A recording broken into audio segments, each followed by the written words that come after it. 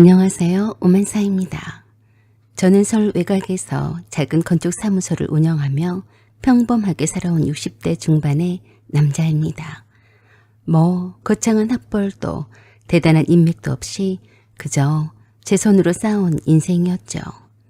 저는 젊은 날 일에만 몰두하다 보니 결혼은 타이밍을 놓쳤고 자식도 없습니다. 그렇게 혼자 지내며 사무실이 제 삶의 전부가 되었죠. 그 안에서 사람을 만나고 또 헤어지며 하루하루를 견뎌냈습니다. 그리 길지 않은 제 인생이기도 하고 그렇다고 짧다고도 할 수 없긴 하지만 그 세월 동안 제가 참 잘한 일 중 하나를 꼽자면 준혁이를 만난 것이었어요. 그 수십 년의 시간 중에서 지금도 뚜렷이 기억나는 하루가 있습니다. 바로 그날 산에서 만난 그 아이입니다.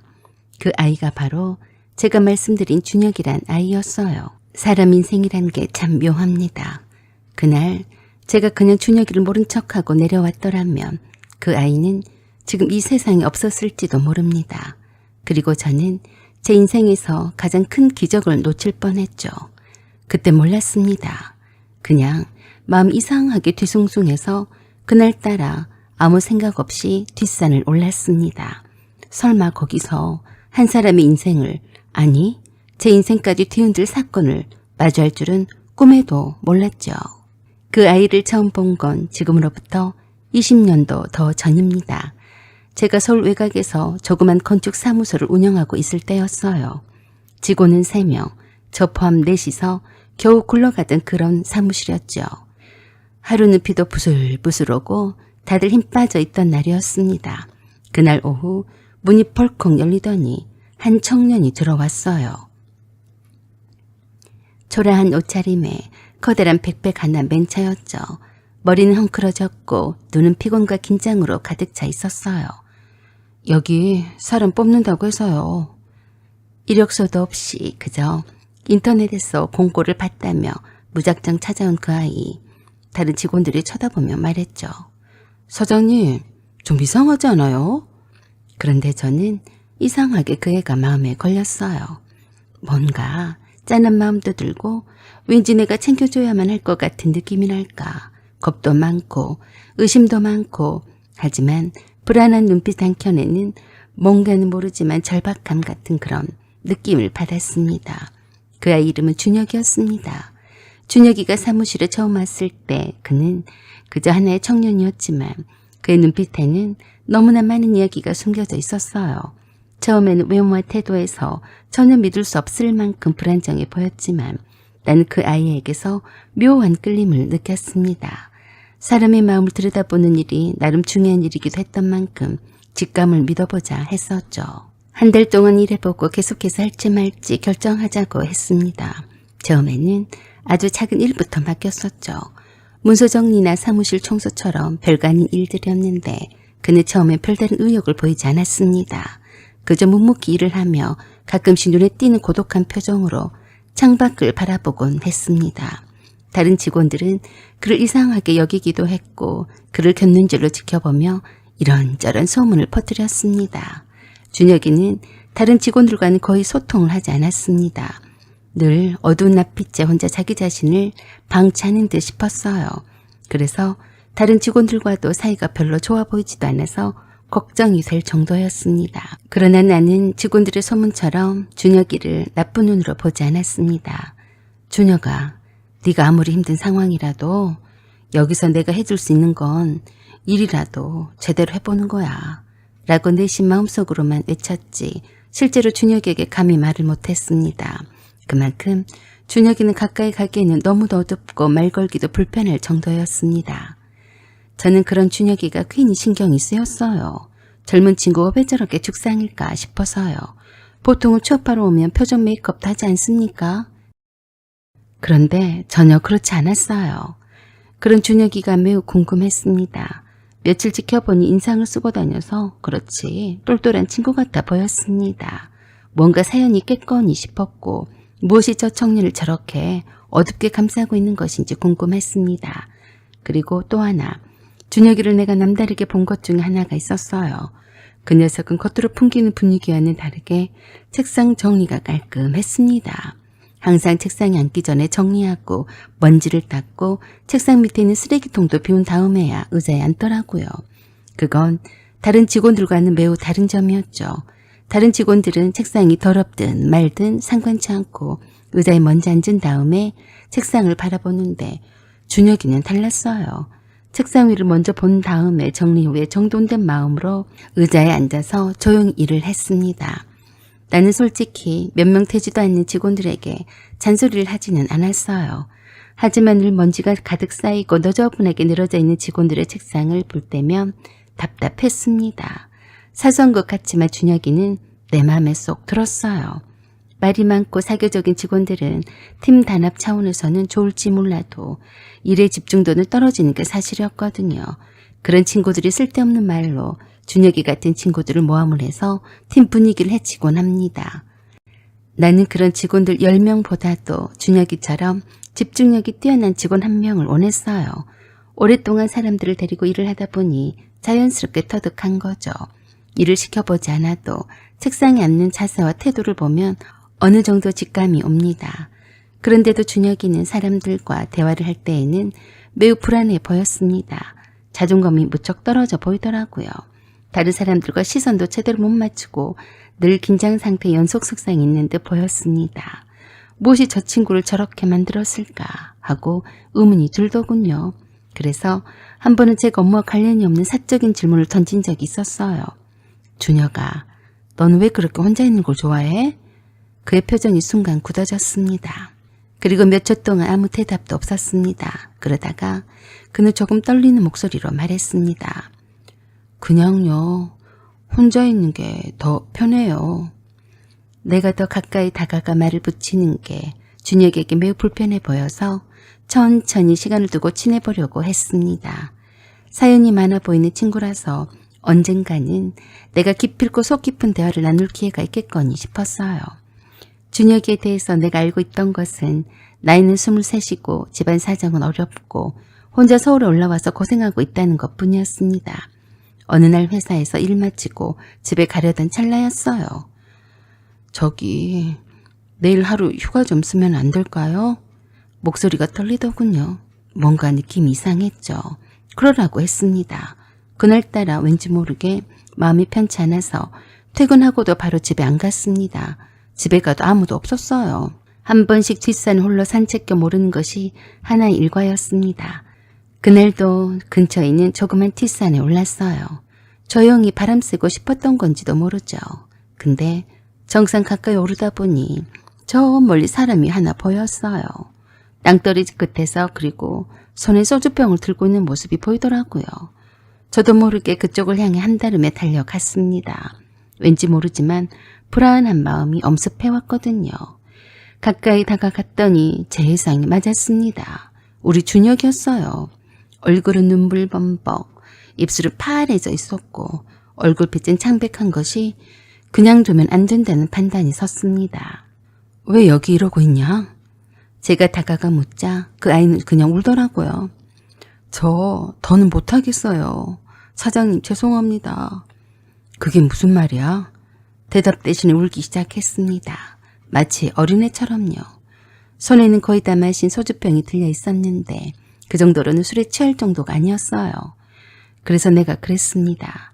이런 데서 혼자서 술 마시면 안 되지. 나도 한 모금 하게 그거 줘봐. 그랬더니 내게도 소주병을 건네주더라고요. 그러면서 그의 긴 얘기를 듣게 되었습니다.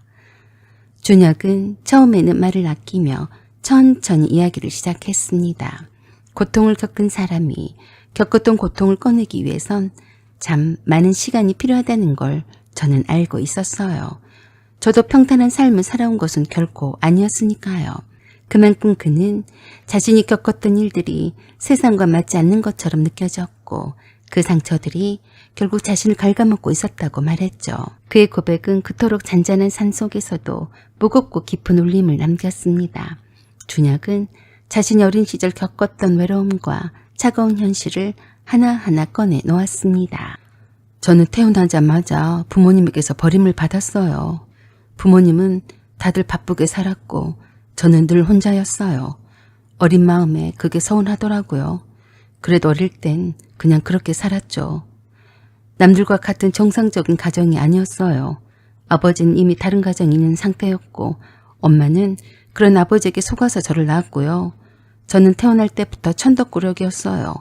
엄마는 나만 보면 아버지가 생각이 나서 견딜 수가 없대요. 화풀이를 나한테 다 했어요. 맨날 전시 핏줄은 지긋지긋하다고 노래를 불렀어요. 맞기도 많이 맞았어요. 아버지랑 엄마랑 만나면 저를 두고 맨날 싸웠어요. 서로 데려가서 키우라고 말이죠. 결국 아버지도 떠나고 엄마도 떠났어요. 저는 부모의 따뜻한 사랑도 한 번도 못 받아보고 외할머니 손에 자랐는데요. 외할머니도 똑같은 사람들이었어요. 나 때문에 엄마가 신세를 망쳤다고 나를 구박을 했는데 내내 그렇게 살았어요.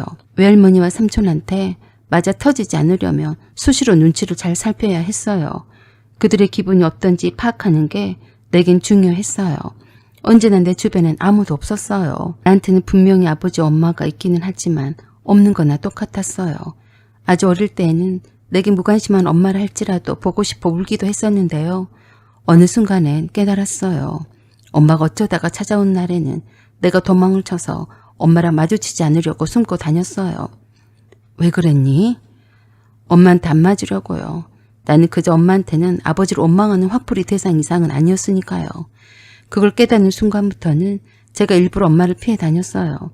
나도 엄마와 아버지를 원망을 많이 했어도 늘 외로웠기에 늘 그리웠어요. 내가 태어나고 싶어서 태어난 것도 아닌데 왜 나한테 다들 야단만 치는 건지, 왜 다들 나한테 욕하고 때리는 건지 이해할 수가 없었어요. 그래서 중학교에 다니던 도중에 외할머니로부터 탈출을 했어요. 그때부터 난 혼자 살았어요. 그는 학교에서도 늘 외톨이였고 집에서도 마찬가지였다고 했습니다. 가난한 집에서 자라나면서 못 하나 제대로 된 걸 가져본 적도 없고 더군다나 학교에서는 친구는커녕 자신을 이해해줄 사람도 없었죠. 그래서 학교도 안 다니기로 마음을 먹었다고 했습니다. 그 어린 나이에 혼자 던져진 세상은 참으로 가혹하고 차가웠었다고 했습니다. 인간들은 모조리 악마처럼 보였고 길 가는 어린애들도 다 악귀처럼 보인다고 했습니다. 그가 말하는 세상은 정말 너무 차가웠습니다. 인간관계도 사회도 그에겐 하나도 따뜻하지 않았습니다. 세상 사람들 어느 누구도 믿지 않게 되었으며 하루하루 굶지 않기 위해 발버둥을 치며 안 해본 일이 없다고 했습니다. 쥐새끼처럼 나쁜 사람들을 피해 다니며 숨어 지내면서 겨우 연명을 하다가 어른이 되어서도 평생 이렇게 살까봐 겁이 나더랍니다. 그래서 어떻게든지 검정고시를 학벌을 채워야 한다는 생각에 공부를 열심히 해서 검정고시도 패스를 했다고 하더군요. 하지만 그렇게 나름 최선을 다해서 열심히 노력을 했지만 번번이 사람들한테 배신을 당하고 사기를 당한 후부터 몸과 마음이 모두 지쳤다고 했어요. 그럴수록 더 커져만 가는 부모에 대한 원망은 큰 절망감과 함께 외로움의 깊이를 더 느끼게 해주었답니다. 그래서 무너져 내렸대요.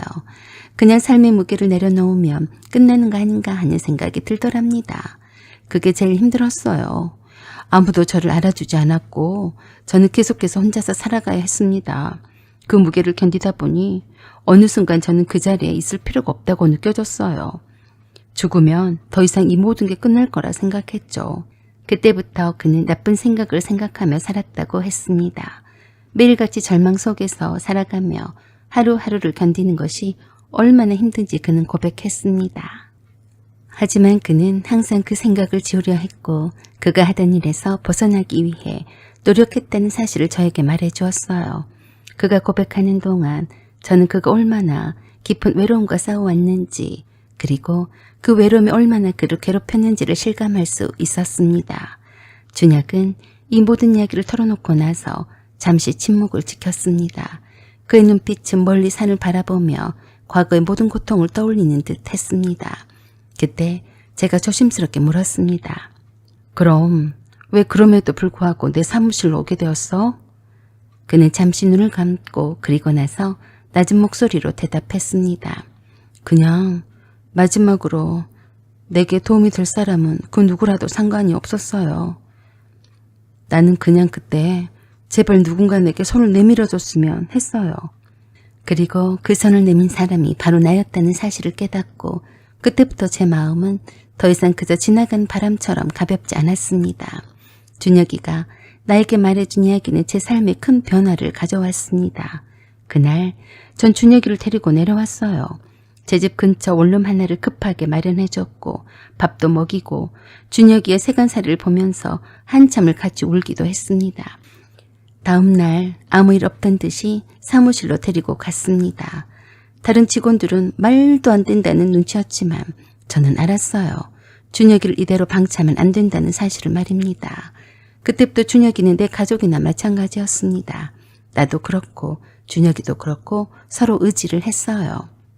내가 준혁이를 각별하게 챙기게 되자 직원들도 더 이상 준혁이에 대해서 이러쿵 저러쿵 말을 하지 못했습니다. 그랬더니 준혁이가 더 이상 사람들 눈치를 안 보게 되더라고요. 조금씩 자신감을 회복하기 시작했습니다. 그 뒤로 준혁이는 정말 죽을 힘을 다해 일했어요. 하루 12시간, 14시간씩 야근을 밥 먹듯이 하면서도 한 번도 불평하지 않았습니다.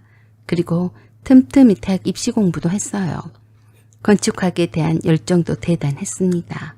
집에 있는 필요한 책들은 다 빌려줬는데 그걸 다 읽더라고요. 그 어려운 책들을 읽다니 놀라웠어요. 그래서 준혁에게 제안을 했습니다. 네가 대학교에 지금이라도 들어가겠다면 등록금의 50%를 지원을 해줄게. 그리고 학교 강의를 받을 수 있도록 해줄게. 준혁이는 뛸 듯이 기뻐했습니다. 그런 와중에도 나한테서 시간이 날 때마다 건축 설계에 대해서 배웠어요. 내가 왜 그 바쁜 와중에도 준혁에게 대학교 입학을 하라고 제안했겠어요. 건축 설계에 대한 관심이 필요해서 재능도 있다는 것을 알아차렸기 때문이에요. 건축 아이디어 공모전에서 수상까지 했습니다. 그렇게 해서 내 밑에서 일하면서 내 지원 아래에서 대학도 다녔고 건축사 자격증도 땄습니다. 그런 세월이 벌써 10년이 훌쩍 넘은 어느 날 준혁이도 독립하겠다고 나갔습니다. 사장님 덕분에 여기까지 왔다며 큰절을 하고 떠났었죠. 그 뒤로 그는 정말 눈부신 성공을 했습니다.